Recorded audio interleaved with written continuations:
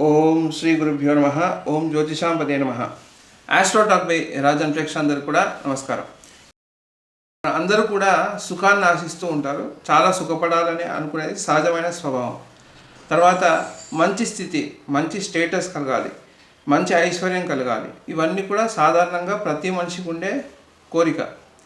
అయితే ఇది జాతకంలో మనం ఎక్కడ చూడాలి, అసలు దేనివల్ల మనకి సంపూర్ణమైన సుఖము అనేది లభిస్తుంది, తర్వాత మనం ఎంతవరకు ఐశ్వర్యవంతులు అవ్వగలుగుతాం అనేది మెయిన్గా ఫోకస్ పాయింట్ ఈరోజు మనం చర్చించబోయేది. సో మనము ముఖ్యంగా చూడవలసిన స్థానం ఏంటంటే 4వ స్థానం చూడాలి. దీనికి ఎందుకు 4వ స్థానం చూడాలంటే 4వ స్థానం అనేది మనకి 4 సూచిస్తుంది. ఏంటంటే మాతృసుఖము. 4వ స్థానం మాతృస్థానం. కాబట్టి మొదటి సుఖం మనం జన్మించగానే మనకు కలిగేది మాతృసుఖం. అంటే అమ్మ ఒక క్షీరాన్ని మనం తాగి మనం మొదటిగా అమ్మనే మనం గుర్తుపడతాం. కాబట్టి అమ్మ సుఖం మొదటిది. అమ్మ వల్ల మనకి కలిగే సుఖము, అమ్మ ప్రేమ, ఇవన్నీ కూడా మనకి 4వ స్థానం నుంచి మనం చూడగలుగుతాం. ఎందుకంటే మొదటిగా భూలోకంలో రావడానికి ముఖ్యమైన కారణం ఎవరంటే అమ్మనే, అమ్మ నాన్న ఇద్దరు కూడా. అయితే మొదటిగా అమ్మ సుఖం ఎంతవరకు లభిస్తుంది అనేది కూడా 4వ స్థానమే చూడవలసి ఉంటుంది. అట్లాగే తర్వాత మనకి దాని తర్వాత వచ్చే సుఖాలన్నీ కూడా మనం విద్య పట్ల సుఖము కానీ, విద్య కూడా 4వ స్థానమే. తర్వాత వాహన సుఖం కావచ్చు, మనకి ఎలాంటి వాహన సుఖం లభిస్తుంది అనేది కూడా 4వ స్థానమే. అట్లాగా అన్ని సుఖాలు కేంద్ర బిందువు ఏంటంటే మనకి 4వ స్థానం. అది ఏ సుఖమైనా కావచ్చు మీకు, అది 4వ స్థానం అనేది కేంద్ర బిందువుగా ఉంటుంది. అయితే ఈ 4వ స్థానం 4వ స్థానాధిపతి అంటే 4వ స్థానం ఏదైతే వస్తుందో మనకి, అంటే మీరు చంద్రుడి నుంచి తీసుకోవచ్చు, లేకుంటే లగ్నం నుంచి అయినా తీసుకోవచ్చు. అంటే కొంతమందికి లగ్నం నుంచి చూస్తే రిజల్ట్స్ అన్నీ కరెక్ట్గా కనిపిస్తాయి, కొంతమందికి చంద్రుడి నుంచి చూస్తే రిజల్ట్ అన్నీ కూడా కరెక్ట్గా కనిపిస్తుంది.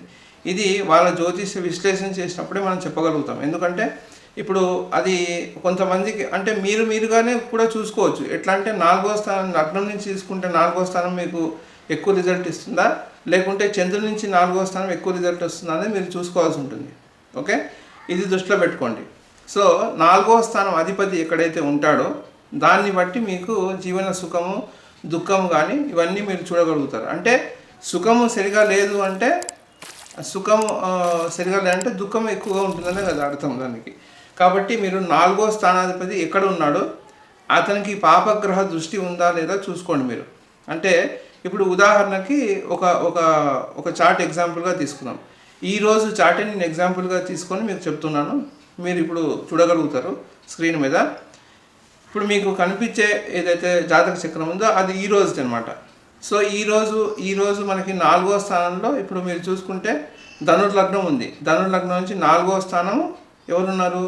రాహు ఉన్నాడు.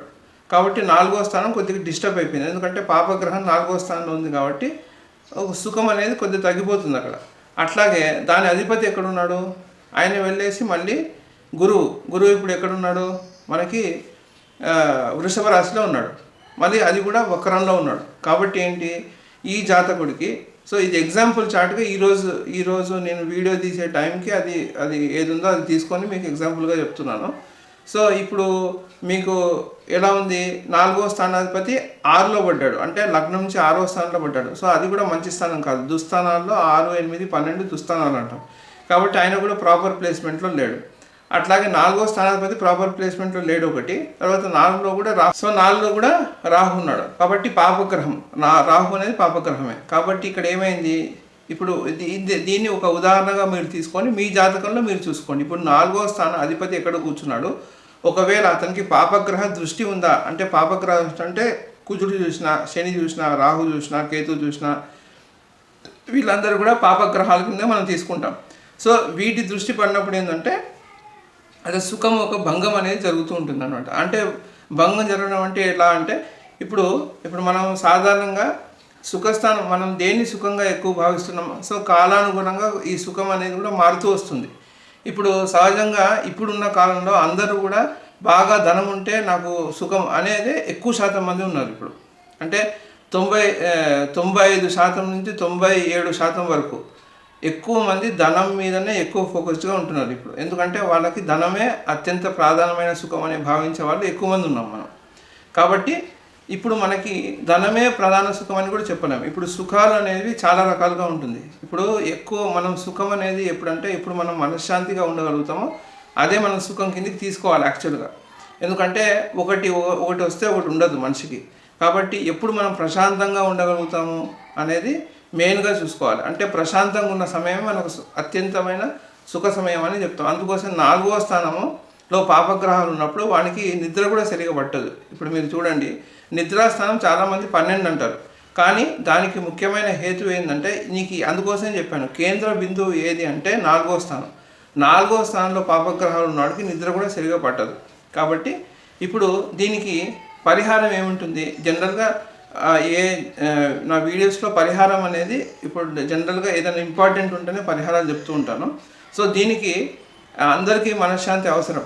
కాబట్టి ఈ మనశ్శాంతికి కారణమయ్యే గ్రహం ఏదైతే గ్రహం వస్తుందో ఆ గ్రహానికి మీరు ఆ గ్రహానికి సంబంధించిన ఆరాధన చేసుకోవడం వల్ల మీకు మనశ్శాంతి అనేది లభిస్తూ ఉంటుంది. ఉదాహరణకి ఈరోజు జాతకం మనం తీసుకుందాం. ఇప్పుడు 4వ స్థానాధిపతి ఎవరు? గురువు. కాబట్టి ఈ గురువుని ఆరాధించడం అంటే మీరు ఎవరు గురువుగా భావిస్తారో వాళ్ళని ఆరాధించడం. లేకుంటే 4వ స్థానాధిపతి ఎవరు? గురువు. కాబట్టి మనం దక్షిణామూర్తి తీసుకోవచ్చు, రాఘవేంద్ర స్వామి తీసుకోవచ్చు. మీరు ఎవరు గురువు భావిస్తారో ఇప్పుడు మీరు శంకరాచార్య గారిని కూడా గురువుగా తీసుకోవచ్చు, రామానుజాచార్యని కూడా గురువుగా తీసుకోవచ్చు, మధ్వాచార్యని కూడా గురువుగా తీసుకోవచ్చు, దత్తాత్రేయ స్వామిని గురువుగా తీసుకోవచ్చు. ఇట్లా 4వ స్థానాధిపతి ఎవరైతే ఉన్నారో ఆ గ్రహం కాకుండా ఆ గ్రహానికి ఆధిపత్యంగా ఉండే దేవత ఎవరైతే ఉంటారో వాళ్ళు సూచించే దేవతలు ఎవరైతే ఉంటారో వాళ్ళని తీసుకోవచ్చు. ఇప్పుడు ఉదాహరణకి రవి 4వ స్థానం అనుకోండి, సూర్యుడు 4వ స్థానం అనుకోండి, మీరు శివారాధన చేసుకోవచ్చు, రాముల వారి ఆరాధన చేసుకోవచ్చు. దానివల్ల మీకు ఖచ్చితంగా సుఖం అనేది లభిస్తూ ఉంటుంది. అట్లాగే ఇప్పుడు చంద్రుడు ఉన్నాడు అనుకోండి, కృష్ణుడు ఆరాధ్యంగా చేసుకోవచ్చు. అట్లాగే గౌరీ దేవతను ఆరాధ్య దైవంగా మీరు చేసినట్టయితే ఖచ్చితంగా మీకు సుఖం అనేది లభిస్తుంది. ఇప్పుడు 4వ స్థానం కుజుడు ఉన్నాడు అనుకోండి, నరసింహస్వామిని కానీ ఆంజనేయ స్వామిని కానీ ఆరాధించడం వల్ల మీకు సుఖం అనేది లభిస్తుంది. అట్లాగే బుధుడు ఉన్నాడు అనుకోండి, విష్ణు ఆరాధన చేయడం వల్ల మీకు అత్యంత సుఖం అనేది లభిస్తూ ఉంటుంది. అట్లాగే గురుడు ఉన్నాడు అనుకోండి, ఇంతకుముందు నేను చెప్పాను గురుడి తర్వాత. ఇప్పుడు శుక్రుడు ఉన్నాడు అనుకోండి, మహాలక్ష్మి ఆరాధన చేసుకోవడం కానీ లేకుంటే గోవుకు పూజ చేయడం వల్ల కూడా మీకు సుఖం అనేది లభిస్తుంది అనమాట. సో ఇవి ఇప్పుడు శని ఉన్నాడు, ఇప్పుడు శని ఒకటి మిగిలిపోయింది. శని ఉన్నాడు అనుకోండి, అప్పుడు మీరు ఆంజనేయ స్వామికి ఆరాధ్యం చేసినా బాగుంటుంది, కాళ్ళభైరవుడికి చేసినా కూడా మంచి ఫలితం అనేది లభిస్తుంది. కాబట్టి ఇది మెయిన్గా మీరు ఎవరిని ఆరాధ్యంగా తీసుకుంటున్నారో వాళ్ళు ఏ స్థానం 4వ స్థానం ఉందో వాటిని మీరు ఆరాధించినట్టయితే తప్పకుండా మీకు సుఖశాంతుల్లో ఎట్లాంటి లోటుపాట్లనే ఉండదు. ఇది పరిహారంగా మీరు చేసుకోవచ్చు. కొంతమందికి ఇక్కడ ఇమీడియట్గా మనకు వచ్చే డౌట్ ఏంటంటే, ఇప్పుడు ఒకవేళ గ్రహాల యొక్క కాంబినేషన్స్ ఉన్నాయి అంటే 4-5 గ్రహాలు 3-4 గ్రహాలు ఉన్నాయి అనేది ఒక డౌట్ అనేది రేజ్ అవుతుంది. ఇంకోటి పాపగ్రహ దృష్టి అంటే ఒక గ్రహం కాకుండా 4-5 గ్రహాలు చూస్తున్నాయి.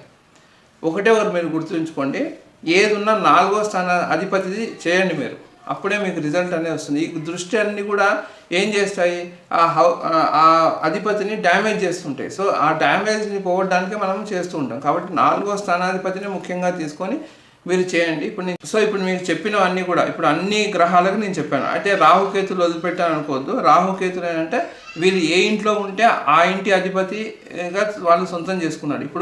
ఇప్పుడు మనం తీసుకున్న చార్ట్లో మనకి రాహు గురువు ఇంట్లో ఉన్నాడు, కాబట్టి అతను గురువునే డ్యామేజ్ చేస్తున్నాడు అని అర్థం. అంటే గురువుగానే అతను అక్కడ ఉన్న గ్రహం యొక్క శక్తిని అతను తీసుకుంటూ ఉంటాడు. కాకపోతే ఇక్కడ ఏం చేస్తాడు, ఆ గ్రహం యొక్క శక్తిని తీసుకోవడం ఒకటే కాదు, తీసుకొని ఆ ఇంటిని డ్యామేజ్ కూడా చేస్తారనమాట రాహు ఉండడం వల్ల. కాబట్టి ఇక్కడ మీరు రాహు ఉన్నాడు కాబట్టి రాహు ఉంటే ఏంటంటే గురువుదే చేయాలి మీరు. కేతు ఉన్నా అదే తీసుకోవాలి, ఎందుకంటే వాళ్ళు ఛాయాగ్రహాలు. ఏ ఇంట్లో ఉంటే వాళ్ళు టెనెంట్స్ లాగా, ఏ ఇంటికి పోతే ఆ ఇంటికి వాళ్ళు రెంట్గా ఉన్నట్టుగా మనం తీసుకోవాలి అంతే. వాళ్ళు పర్మనెంట్ వాసులు అయితే కాదు. వేరే 7 గ్రహాలు కూడా మనకి ఏంటంటే పర్మనెంట్ వాళ్ళ స్థానాలు వాళ్ళకి ఉన్నాయి, కాబట్టి మనం అవి తీసుకోవచ్చు అనమాట. కానీ రాహుకేతులు ఎవరింట్లో ఉంటే వాటి యొక్క స్వభావాలే దానికి ఉంటుంది అనమాట. కాబట్టి ఇక్కడ మీరు కన్ఫ్యూజ్ అవనవసరం లేదు. రాహుకేతులు ఏ ఇంట్లో ఉంటే ఆ ఇంటి అధిపతి ఎవరో వారికి చేసుకోవడమే ఉత్తమం. కాకపోతే ఇక్కడ ఇంకోటి కూడా మీకు చెప్తాను. ఇప్పుడు దీంట్లో ముఖ్యమైనది, ఇది చాలా ఇంపార్టెంట్ పాయింట్, ఇది నోట్ చేసుకోవాల్సిన పాయింట్. ఇప్పుడు ఏంటంటే ఏ ఇంట్లో ఉంటారో ఆ ఇంటికి ఒకవేళ రాహు ఉంటే ఆ దేవతకి, రాహు అంటే తలభాగం అనమాట. సో ఈ తలభాగం అనేది వాళ్ళకి ఏదైనా జంతువుది అయి ఉండాలి. అంటే ఇప్పుడు మీరు తీసుకున్నట్టయితే దాన్ని ఎలా అంటే, ఇప్పుడు మీకు సపోజ్ కుజుడు ఇంట్లో ఉన్నాడు, రాహు ఉన్నాడు. సో ఇప్పుడు మీరు ఏంటంటే కుజుడు ఇప్పుడు తల భాగం వేరుగా ఉండాలి. అంటే మీరేంటి నరసింహస్వామిని ఎక్కువ ఆరాధించాలి. ఎందుకంటే ఇప్పుడు మానవ శరీరము సింహం ఒక తల నరసింహస్వామిది. కాబట్టి ఇక్కడ ఏంటంటే రాహు తల భాగం వేరుగా ఉండాలి వాళ్ళకి. సో వాళ్ళని ఆరాధించినట్టయితే మీకు ఎక్కువ సుఖం అనేది మీకు లభిస్తుంది. అట్లాగే కేతువు తీసుకున్నా అంతే. అప్పుడు ఆయనకి శరీర భాగం మొత్తం, ఆయన కేతు ఏంటంటే శరీరం తల వదిలిపెట్టేసి అతనికి మిగతా భాగం అంతా కూడా జంతు భాగం ఉంటుంది. సో అది మత్స్యావతారం ఇవన్నీ కూడా మెయిన్గా అది సూచిస్తుంటుంది అనమాట. కాబట్టి ఇక్కడ కేతుది మటుకు ఏంటంటే మీరు గణపతిని కూడా తీసుకోవచ్చు. అంటే తోక ఉన్నట్టు, అంటే తోక ఉన్నది ఏదైనా సరే, అంటే ఆంజనేయ స్వామికి తోక ఉంటుంది, ఇప్పుడు వినాయకుడికి తొండం ఉంటుంది. అంటే ఏదైనా ఒక బాడీ స్ట్రెచ్ అయి ఉండాలి, అవి ఆ దేవతను మీరు ఆరాధించవచ్చు. కాబట్టి ఇది అంటే గుర్తుపెట్టుకోండి. ఈ రెమెడీ మీరు చేయండి, తప్పకుండా మీ మీ సుఖంలో చాలా వరకు తేడా అనేది ఖచ్చితంగా కనిపిస్తుంది. అయితే ఇక్కడ మోస్ట్ ఇంపార్టెంట్ పాయింట్ ఇంకోటి ఏంటంటే, ఇది రెగ్యులర్గా మీరు చేయడం అనేది చాలా అవసరం. ఎందుకంటే ఒకరోజు చేసి మనకి ఫలితం రావడమో, లేకుంటే ఒక వారం రోజు చేసి ఫలితం రావడం అనేది జరగదు. కాబట్టి ఇది కనీసం ఏ రోజు, ఇప్పుడు సపోజ్ కుజుడు ఉన్నాడు, మంగళవారాన్ని సూచిస్తాడు. ఆ వారాధిపతి నాకు తెలిసి బహుశా అందరికీ ఆదివారం రవిని సూచిస్తాడు, సోమవారం చంద్రుని సూచిస్తాడు, బుధవారం అనేది బుధవారం అనేది బుధుని సూచిస్తాడు, గురువారం గురువుని సూచిస్తాడు, శుక్రవారం శుక్రుడిని సూచిస్తాడు, శనివారం శనిని సూచిస్తాడు. మళ్ళీ రాహుకేతులకు వీళ్ళకి మళ్ళీ వారాలు లేవు, వాళ్ళకి రాహు కాలం అనేది ఉంటుంది. ఒకవేళ మీరు రాహు ఒకవేళ ఆ ఇంట్లో ఉన్నట్టయితే రాహుకాలం ఆ రోజు మీరు ప్రిఫర్ చేయాలన్నమాట. ఇది కూడా చాలా మోస్ట్ ఇంపార్టెంట్ పాయింట్.